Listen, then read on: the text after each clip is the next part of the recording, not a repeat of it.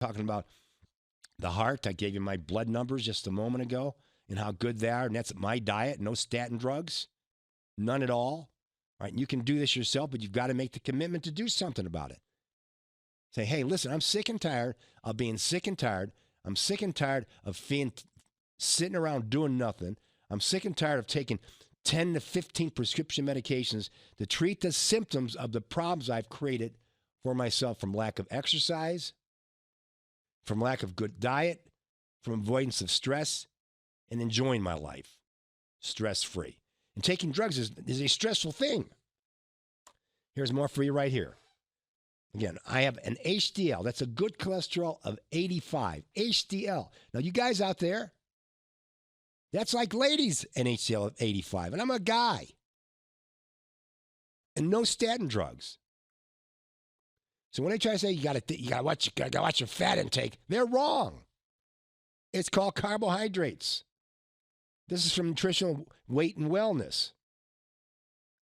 Saturated fat, cholesterol, and heart health. Are you still confused about which fats help keep your heart healthy? You're not alone. For years, we have been told to steer clear of saturated animal fats because they raise LDL, or bad cholesterol, and therefore increase risk of heart disease. Instead of saturated fat, we are told to use vegetable oils and margarine. However, research is proving that we've been misled. Now listen closely. Let's explore the truth about which fats are beneficial or harmful for cardiovascular health. And as I repeat again, my triglycerides are 34, my HDL is 85. Blood sugar is 79, PSA guides 0.12. Based on poor science, study from the 1950s, now listen to this, you can get some history here. Ansel Keys hypothesized that dietary fat and cholesterol levels were linked to levels of fat and cholesterol in the blood.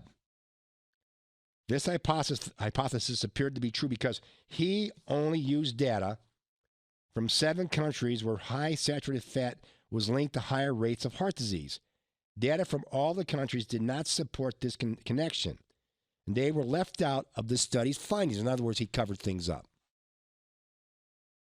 Without any further studies or evidence, the American Heart Association, the AHA, began recommending a diet low in saturated fat and high in carbohydrates and vegetable oils for heart health. I wonder who's behind that one.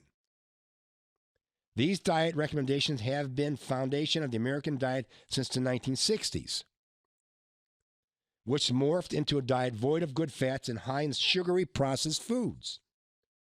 If Key's research was true, this change in diet should have been a positive effect on our cholesterol levels. Instead, over 20 million Americans are on statin drugs to lower cholesterol. Something must be wrong with his theory. There's no reliable research behind the message that reducing saturated fat in the diet lowers a person's risk of unhealthy cholesterol and heart disease. A meta-analysis of 21 studies published in the American Journal of Clinical Nutrition found that there is no significant evidence for concluding that dietary saturated fat is associated with an increased risk of coronary heart disease or cardiovascular disease. Ironically, the foods that raise your cholesterol are the foods we have been advised to consume: processed carbohydrates, margarine, and vegetable oils. It goes on to say, in an article entitled "Are Refined Carbohydrates Worse Than Saturated Fats?" Dr. Frank Yu from Harvard Medical School said, in this era of widespread obesity and insulin resistance, the time has come to shift the focus of the diet heart paradigm away from restricted fat intake and towards reduced consumption of carbohydrates. Gary Tubbs examined decades of research of heart disease in his book, Good Calories, Bad Calories. He concluded that cholesterol is not the cause of heart disease, but that triglycerides, minor 35, are a bigger part of the problem. Your triglyceride level is affected by carbohydrates, not saturated fat. Foods like pasta, bread, crackers, and cookies are what lead to higher triglyceride levels. When we replace processed carbohydrates with real carbohydrates such as vegetables, and replace man-made fats from real fats such as butter, nuts, olive oil, avocados, your cholesterol levels will begin to normalize. As again, My total's 193. My HDL is 85. My triglycerides are 34. My blood sugar is 79.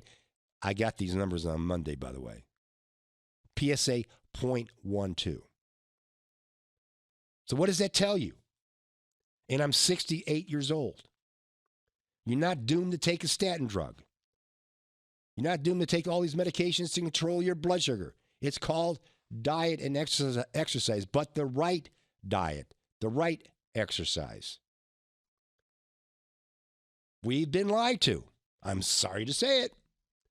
And the American government's right in there with it. Because who benefits from all this disinformation?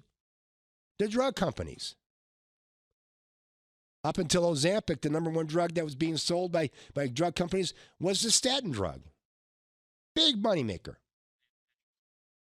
So all you got to do is just take the individual, put them on the wrong diet, they get fat and out of shape, they become diabetic. Now you have another customer for your drug.